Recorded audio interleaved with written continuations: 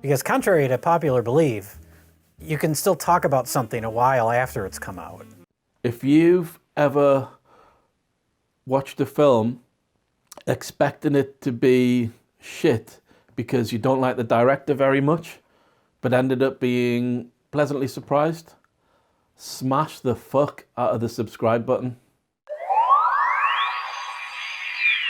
This video was originally intended as just a short mini review and analysis of the 2021 version of Dune. However, in putting together the elements of the video, I came across the trailer for the 1984 version, and I was struck by how much more colourful and visceral that version was. And over the next couple of days, I started thinking about the differences between the two films. I found it quite interesting that in some ways each one is superior to the other. I quite like the David Lynch version. There's a version online, if you can track it down, where somebody's taken all the elements from the various different versions of it, like the TV version, the theatrical version, deleted scenes, and put it into one long version, and that's quite good. I had very little interest in this version because I'm not a fan of Denis Villeneuve. I don't think he's a particularly good filmmaker. I mean, technically he's a good filmmaker, but I think his films lack emotion. That said, I've only seen two of them. I've seen Sicario and Blade Runner 2049. I think Sicario is a very poor film. I think it has a very poor script. I think the characters are unlikable or weak, and I think it's quite a mean-spirited film, and it left me particularly cold. I think if your main protagonist is a child murderer, then you've got like a real problem with your film. The other film of Denis Villeneuve's that I've seen is Blade Runner 2049, which I didn't really like. I'm a massive fan of the original Blade Runner, and I think that Blade Runner 2049 typifies everything that's wrong with modern filmmaking in terms of rebooting decades-old franchises. I mean, fundamentally, it's a film that didn't really need to be made. Dune, I had very low expectations. I hadn't seen the trailers. I didn't like the cast on paper.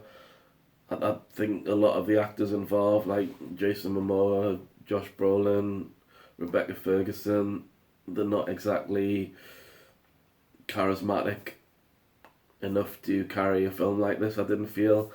I thought the main guy, is it Timothy Chalamet? He looks weak and effeminate, and I thought he's wrong for the role.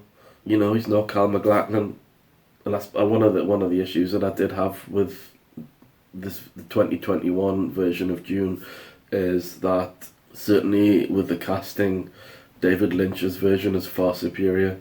Kyle MacLachlan's little finger has more charisma than the whole cast of this version. Rest in peace, Dean Stockwell. You got people like that: Brad Dourif, Jack Nance, Patrick Stewart, Jurgen Prochnow. I can't remember who the guy is that played the Emperor, but he's good. He's particularly horrible. You've got Sting, who's nasty. So I think this version does suffer by comparison. That said, it's still quite engaging. A lot of people have said that Stellan Skarsgård is particularly good as the Emperor. He's alright. I didn't think it was a standout performance. Surprisingly for me, the standout performance was Rebecca Ferguson, who's probably the only member of the cast that actually does a better job than the David Lynch version. I've only seen her in a couple of films, but I didn't feel was particularly charismatic. Was really good in this. She was charismatic, she was engaging. It's like a really good nuanced performance. And for me, she was like the standout actor in this.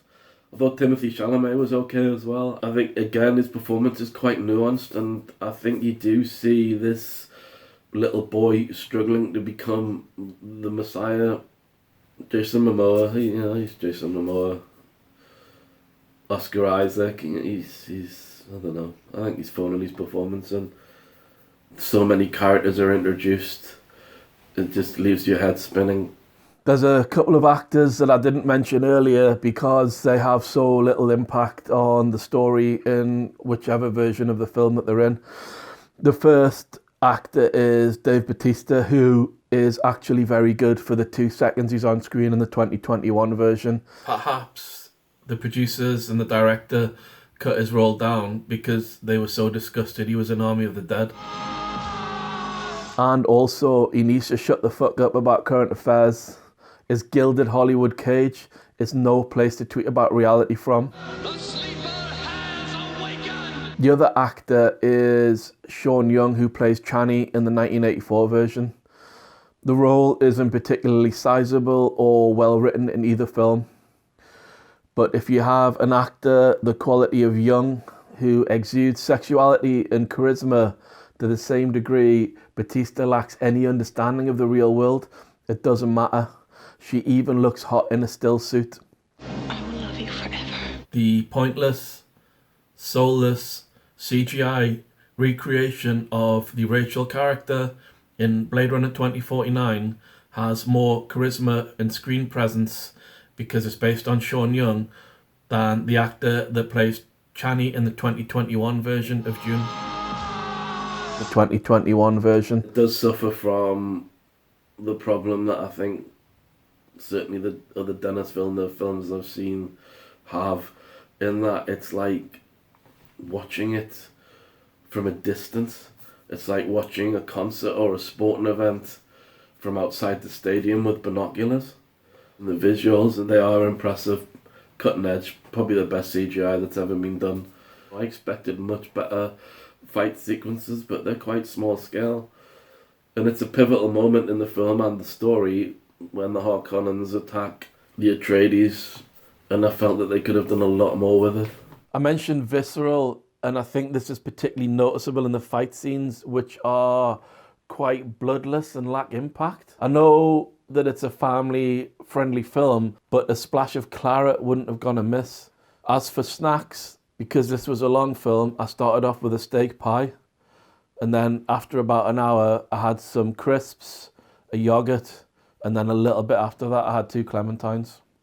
On balance, the David Lynch version is more entertaining. Obviously, it's not as good technically because it was made 37 years ago, despite being the most expensive film ever made at the time, with a budget of $40 million. The CGI in the 2021 version is near flawless.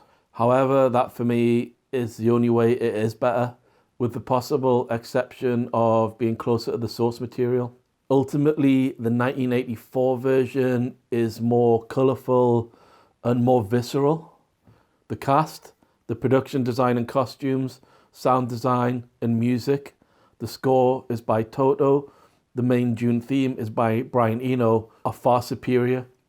The Villeneuve version is quite muted. It's almost sterile in its visuals as well as the performances.